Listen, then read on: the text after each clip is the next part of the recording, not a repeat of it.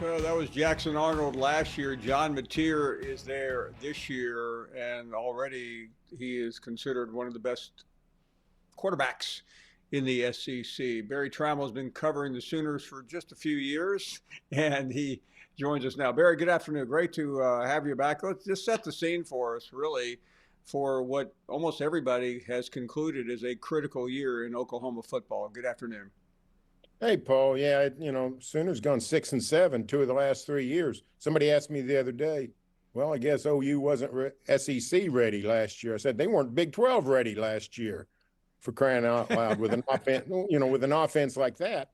So yeah, it's a huge year for the Sooners.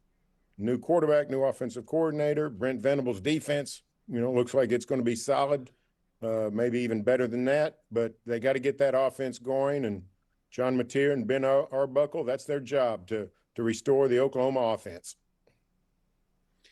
Barry, listen, I want to be a believer. I know you do as well. You've been around that program a long time, but it's one thing to have the right ingredients. It's another thing to navigate a schedule that looks downright impossible. How do you square that?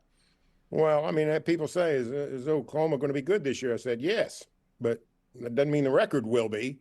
I mean, I think they got a good football team, but they again have, Sooners in Florida and Mississippi State, I think, are the three teams that have been loaded up with the toughest SEC schedule these first 2 years of the 16-team conference. So they're going to have to find a way to have a good SEC record, 4-4, 5-3, or else it's a bad year, and it's not going to be easy because they play Ole Miss instead of Mississippi State. They play Tennessee instead of Vanderbilt. They play Missouri instead of Arkansas. It's just one tough team after another on that side of the Sooner schedule. So they just got to find a way. The good news is they got 4 home games this year. Last year they only had 3. Red River was the designated Oklahoma home game a year ago, so that helps a little. But yeah, it's nothing easy about it. And they also got to navigate Michigan in week 2. Yeah, to put it mildly, I think that game's going to be fairly important. Last year, Tennessee was that early big-time matchup within the conference, and it went poorly. Assuming that Oklahoma gets by Michigan, and I'm going to assume that, I mean, they have a shot with Auburn at home and a couple of other games to get to Red River undefeated. Am I drinking? Is it too hot right now? Am I delusional, or am I reading that correctly?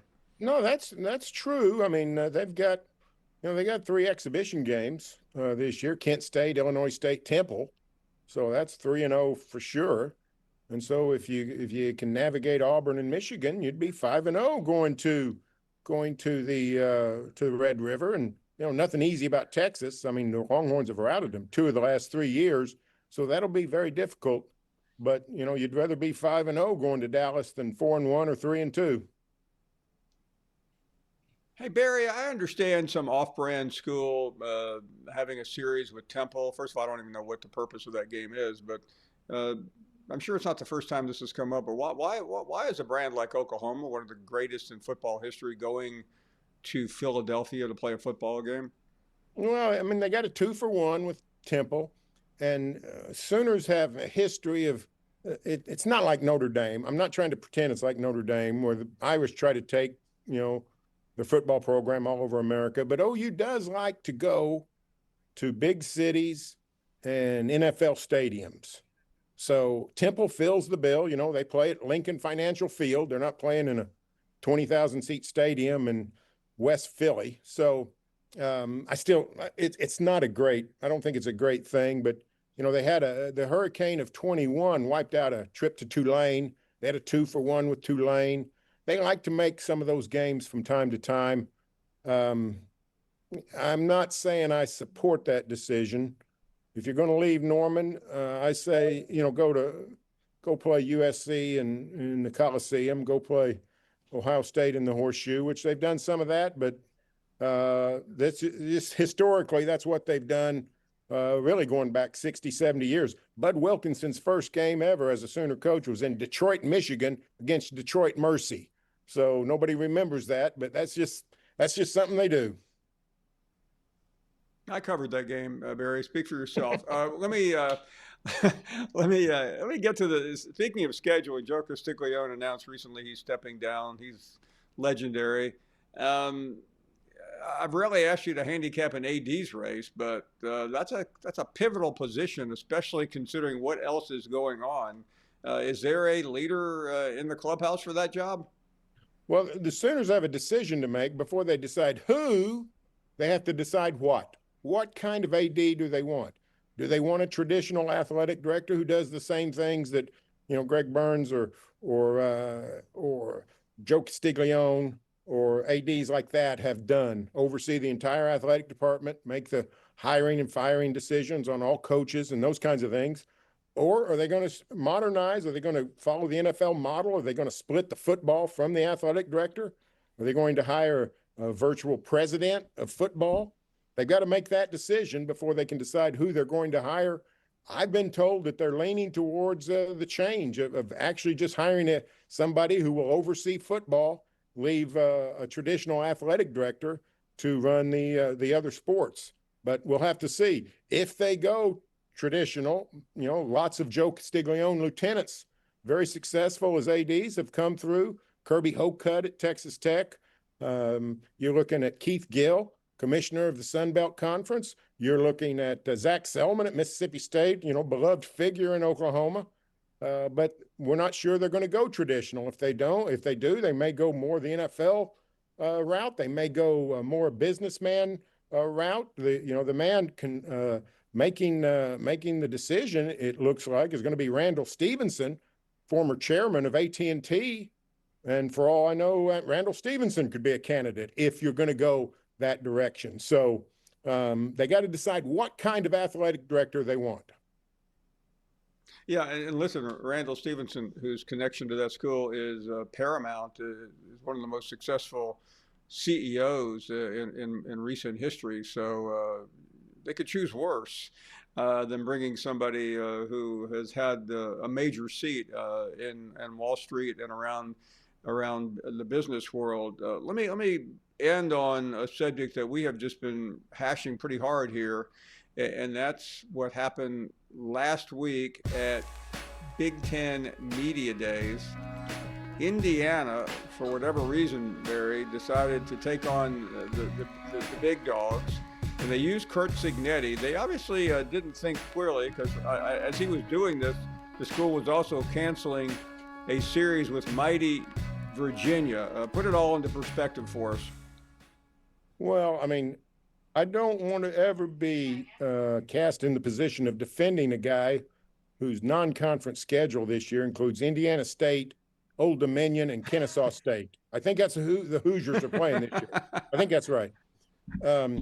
However, with the problematic thing for the SEC is that, the Michigan-Ohio State daily double has given the Big Ten some bragging rights.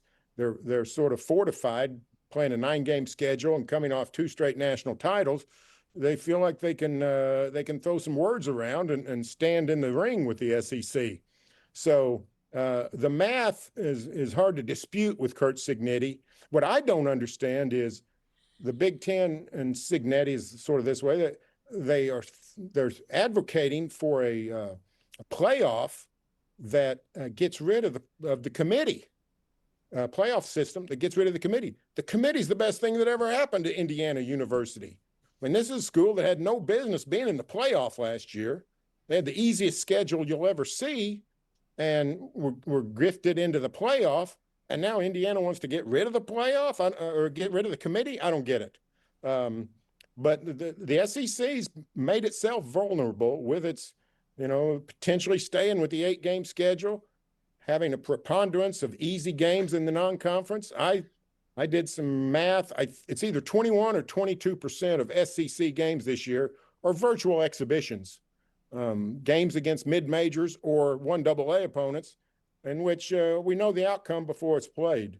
And so the SEC is hard-pressed to fight back, especially when they haven't won the championship in a couple of years, haven't put a team in the title game. And sometimes you just have to sit there and listen to a guy like Cignetti, who, really was the benefit of a bad system. And, the SEC is sort of back to where it needs to prove it on the field in terms of the playoff. Nobody wants to hear that, but that's the truth. And that's what happens. The SEC won all those championships. What was it? Was it 14 and 17 years, I think, the SEC won the national championship? Well, when they did that, that fortified the SEC. It gave them the marketing, the bonanza to do all the things they've done to sort of become the lords of college football.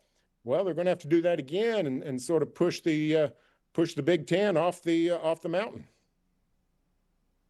Berry-tramel. But by the way, Barry, before you go, talk to our producers. We'll get your home address so we can send you the SEC Network orientation guide, which apparently you missed by daring to criticize this great Southeastern Conference. Barry, always great to see you. What a pleasure. A longtime friend of ours and always opinionated, to say the least. We'll take a short break.